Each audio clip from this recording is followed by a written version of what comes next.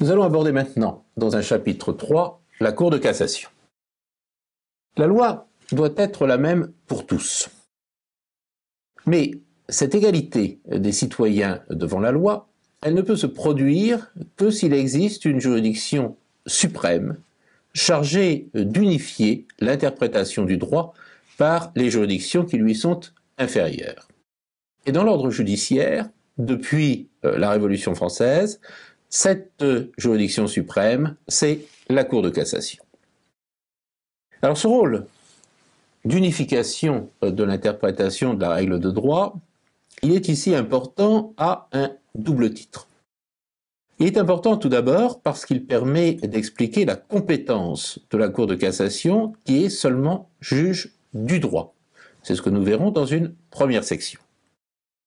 Il est important ensuite en ce qu'il permet de comprendre également l'évolution de l'organisation de la Cour de cassation face au problème de la multiplication des pourvois. Et cela, c'est ce que nous verrons dans la section 2. Mais ce rôle unificateur n'est pas le seul rôle de la Cour de cassation aujourd'hui. En effet, depuis le 1er mars 2010, date d'entrée en vigueur d'une loi organique du 10 décembre 2009, la Cour de cassation a également un rôle de filtre des questions prioritaires de constitutionnalité. Ce sera l'objet de la section 3. Et puis enfin, la Cour de cassation abrite également en son sein, depuis une loi du 20 juin 2014, la Cour de révision et de réexamen des décisions pénales. Ce sera l'objet de la section 4. Tout d'abord, section 1, la Cour de cassation juge du droit et non du fait. Lorsqu'un juge tranche un litige, il doit tout d'abord déterminer quels sont exactement les faits de l'affaire. Ensuite, il doit appliquer à ces faits la règle de droit, au besoin en interprétant celle-ci. Enfin, à partir de la confrontation des faits et de la règle de droit, le juge énonce une solution. Et c'est ce qu'on appelle le syllogisme judiciaire. Alors au sein de ce syllogisme judiciaire, la Cour de cassation n'a pas pour rôle de vérifier que les faits ont été correctement établis. L'appréciation des faits, elle relève de la seule compétence des juges du fond, dont on dit qu'ils sont souverains pour apprécier les faits. Par juge du fond, j'entends ici les juges du premier degré, lorsque ceux-ci statuent en premier et dernier ressort, ou bien aussi les juges du second degré. En effet, seules les décisions rendues en dernier ressort sont susceptibles d'un pourvoi en cassation. Et dès lors, un pourvoi ne peut pas être formé à l'encontre d'un jugement si celui-ci est susceptible d'appel. Un pourvoi ne peut donc être formé que contre un jugement rendu en dernier ressort ou bien contre un arrêt d'appel. La Cour de cassation, ayant pour seul rôle d'assurer une interprétation uniforme de la règle de droit, sa compétence est limitée. Elle est juge du droit et non pas juge du fait. Et c'est pour cette raison qu'elle ne constitue pas un troisième degré de juridiction. Alors cette limitation de la compétence de la Cour de cassation, elle a deux conséquences importantes. L'une sur le contenu du pourvoi en cassation, ce qu'on va voir dans un premier paragraphe. L'autre sur l'effet de la décision de cassation, ce qu'on verra dans un paragraphe 2. Tout d'abord, paragraphe 1, le contenu du pourvoi en cassation. Alors le pourvoi en cassation, c'est l'acte par lequel une partie au litige saisit la Cour de cassation pour lui demander de vérifier que les juges du fond ont correctement appliqué la règle de droit aux faits qu'ils ont constatés. Pour que la Cour de cassation puisse exercer ce contrôle de la bonne application du droit aux faits, il faut évidemment que la décision des juges du fond soit motivée, et qu'elle soit motivée aussi bien en droit qu'en fait. Et c'est pourquoi d'ailleurs toutes les décisions de justice comprennent deux parties. Il y a toujours les motifs d'abord, et ensuite le dispositif qui énonce la solution. Et la Cour de cassation va contrôler l'existence de ces motifs.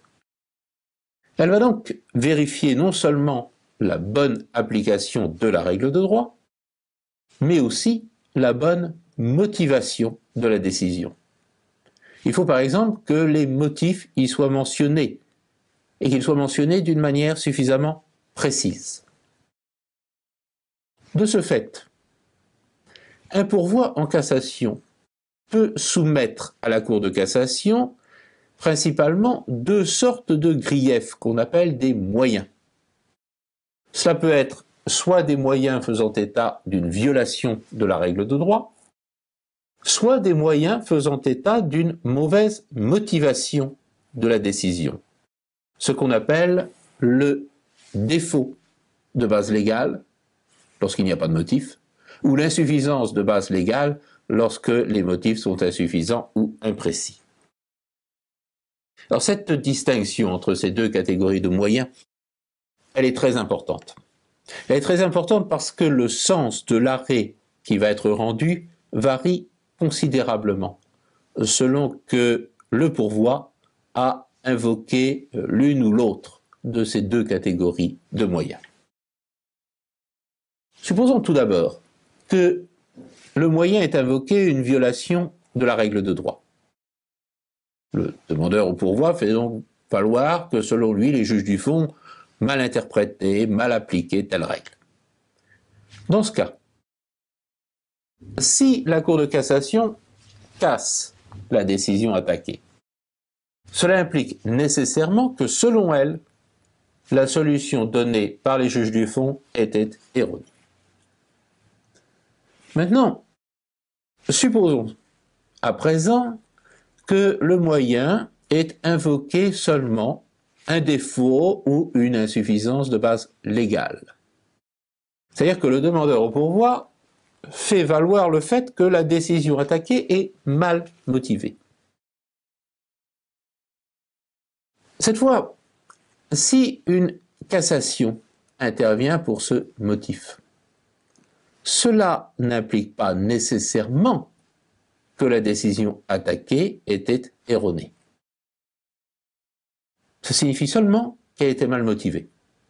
Alors les juges du fond auraient peut-être très bien pu rendre la même décision. On ne sait pas. Ce qui est sûr, c'est qu'il aurait fallu qu'il la motive davantage ou bien qu'il la motive d'une autre façon. On voit donc que le sens d'un arrêt de cassation varie considérablement selon que le moyen invoquait une violation de la règle de droit ou qu'il invoquait un défaut ou une insuffisance de base légale. Maintenant, en toute hypothèse, lorsque la Cour de cassation est ainsi saisie d'un pourvoi, elle a deux possibilités. Première possibilité, elle estime le pourvoi irrecevable ou bien mal fondé. Dans ce cas, elle va rendre un arrêt de rejet et l'affaire s'arrête là. Deuxième possibilité, elle estime le pourvoi recevable et bien fondé. Et dans ce cas, elle va rendre un arrêt de cassation. Ce qui en pratique se produit dans environ 25% des cas en matière civile et dans 7% des cas seulement en matière pénale. Voyons maintenant quel est l'effet d'un tel arrêt de cassation.